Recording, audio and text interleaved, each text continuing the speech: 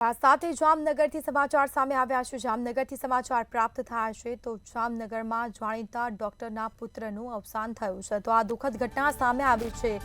Neurosurgeon doctor રૂપા રેલિયાના પુત્રનું અવસાન થયું છે।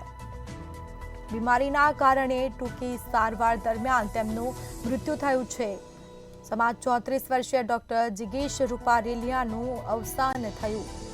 તો એમ્સ હોસ્પિટલમાં ડોક્ટર તરીકે તેઓ ફરજ બજાવતા હતા।